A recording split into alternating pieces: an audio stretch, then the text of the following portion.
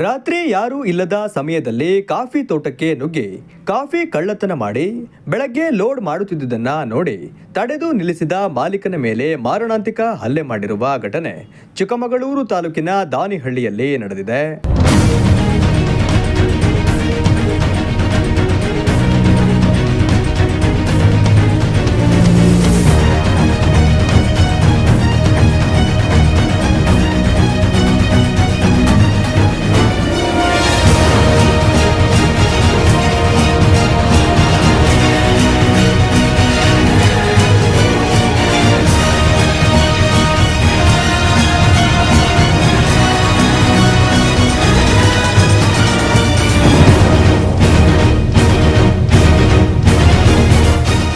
ಅವ್ರು ಕಾಫಿ ಕುಯ್ದಿದ್ದಾರೆ 3 ದಿವಸದಿಂದ ತೋಟದಲ್ಲೇ ಕದ್ದಿಟ್ಟಿದ್ದಾರೆ.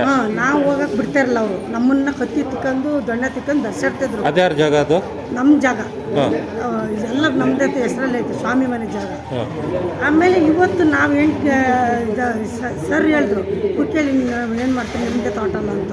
20 ಜನ ಕರ್ಕೊಂಡು ಹಣ್ಣು ಕುಯ್ಯಕ್ಕೆ ಹೋದ್ವಲ್ಲ, ಅವಾಗ ಕಾಫಿ ಬೂಟಿ ತುಂಬ್ತಿದ್ರಲ್ಲ ನಮ್ಮ ತೋಟದಲ್ಲೇ. ಈ ಹುಡುಗ ಹೋಗಿದ್ದೆ ಹತ್ಬಿಟ್ರು. ನಾವು ಹೋಗಿದ್ದು ನೋಡಿದ್ದೆ ಗಾಡಿ ಎಲ್ಲ ಹೆಂಗಸ್ರ ಮಕ್ಕಳೆಲ್ಲ ಸೇರಿ ಅವರು 6 ಜನನಿದ್ರು.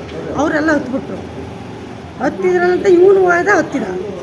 ಆವಾಗ ಅವನಿಗೆ ಕತ್ತಿಲಿ ಇದರಲ್ಲಿ ಇಲ್ಲಿಗೆ ಚಚ್ಚಿ, ಮುಖಕ್ಕೆ 2 ಕಡೆಗೆ ಚಚ್ಚಿ, ಇಲ್ಲಿಗೆಲ್ಲ ಚಚ್ಚಿ, ಆಮೇಲೆ ಅವ್ನು ತಳ್ಳಿ ಅರ್ಧ ಸಿಮೆಂಟ್ ಹೊಡಿಗೆ ಬಂದ್ರಲ್ಲ, ಟಾರ್ ಹೊಡಿಗೆ ಬಂದ್ರಲ್ಲ, ಅವಾಗ ತಳ್ಳಿ ಬಿಸಾಕಿ ಹೋಯ್ರು.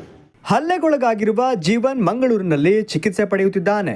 ನಮ್ಮ ಕಾಫಿ ತೋಟಕ್ಕೆ ನುಗ್ಗಿ ಕಾಫಿ ಕದ್ದಿದ್ದಲ್ಲದೆ ಪ್ರಶ್ನಿಸಿದ ನನ್ನ ತಮ್ಮ ಜೀವನ್ ಮೇಲೆ ಮಾರಣಾಂತಿಕ ಹಲ್ಲೆ ಮಾಡಿರುವ ಲೋಕೇಶ್, ರುದ್ರ, ಹೇಮಾವತಿ, ರೇಖಾ, ಶಶಿ, ಕರಿಯಾ, ಇಂದ್ರಮ್ಮ, ಪ್ರವೀಣ್ ಎಂಬುವವರ ಮೇಲೆ ಕಠಿಣ ಕಾನೂನು ಕ್ರಮ ಕೈಗೊಳ್ಳಬೇಕು ಎಂದು ಹಲ್ಲೆಗೊಳಗಾಗಿರುವ ಜೀವನ್ ಅಣ್ಣ ಸ್ವಾಮಿ ಜಿಲ್ಲಾ ಪೊಲೀಸ್ ವರಿಷ್ಠಾಧಿಕಾರಿಗಳಿಗೆ ಮನವಿ ಮಾಡಿದ್ದಾರೆ.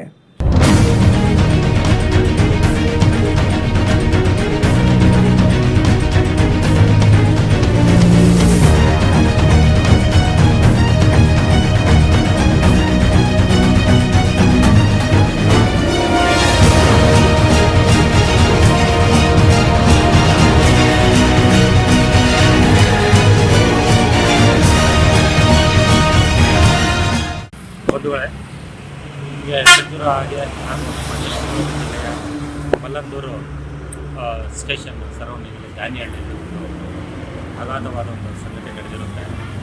ಅವ್ರದ್ದೇ ಜಮೀನಿನಲ್ಲಿ ಬೇರೆಯವರು ಬಂದು ಕಳ್ತನ ಮಾಡ್ತಾ ಇರೋಂಥ ಒಂದು ಸಂದರ್ಭದಲ್ಲಿ ಈ ಆಸ್ತಿಯ ಮೂಲದಾರರಾದಂತಹ ಜೀವನ್ ಅವರು ಹೋಗಿ ಒಂದು ಪ್ರಶ್ನೆ ಕೇಳಿರ್ತಾರೆ, ನೀವು ಯಾಕೆ ಬಂದ್ರಿ ನಮ್ಮ ತೋಟದಲ್ಲಿ ಹಣ್ಣು ಕೊಯ್ತಾ ಇದ್ದೀರಾ ಅಂತ.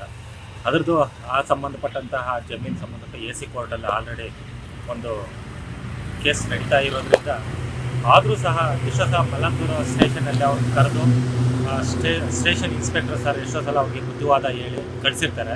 ಆದರೂ ಸಹ ನಿನ್ನೆ 8:20ರಲ್ಲಿ ಆ ಹುಡುಗನ ಜೀವನ್ ಅನ್ನೋ ಒಬ್ಬ ಹುಡುಗ, 17 ವರ್ಷದ ಹುಡುಗ, ಈಗ ತಾನೇ ಜೀವನ ಕಟ್ಕೊಳ್ಬೇಕು ಅಂತ ಜೂನಿಯರ್ ಕಾಲೇಜಲ್ಲಿ ಓದ್ತಾ ಇರ್ತಾರೆ.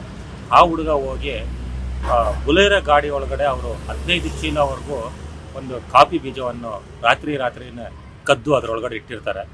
ಅದನ್ನು ಪ್ರಶ್ನೆ ಮಾಡೋಕ್ಕಂತ ಹೋದಾಗ ಜೀವನ್ ಅವರು ಅವ್ರ ಮೇಲೆ ಹಲ್ಲೆ ಮಾಡಿ, ಕೋಲಿಂದ ಹಲ್ಲೆ ಮಾಡಿ, ಅವನ ದೌಡೆ ಹಲ್ಲುಗಳು ಇವು 2 ಬಿಚ್ಚೋಗಂಗೆ ಮುಂದ್ಗಡೆ ಹಲ್ಲು ಸೆಟ್ ಪೂರ್ತಿ ಅವನ ವಿನಾಶ ರೂಪಕ್ಕೆ ತಂದು ತನ್ನ ಜೀವನವನ್ನೇ ಹಾಳು ಮಾಡಿದಂಥವರು ಅವರ ಒಂದು ಕೆಲವು ವ್ಯಕ್ತಿಗಳು ಅದನ್ನು ಮಾಡಿರ್ತಾರೆ.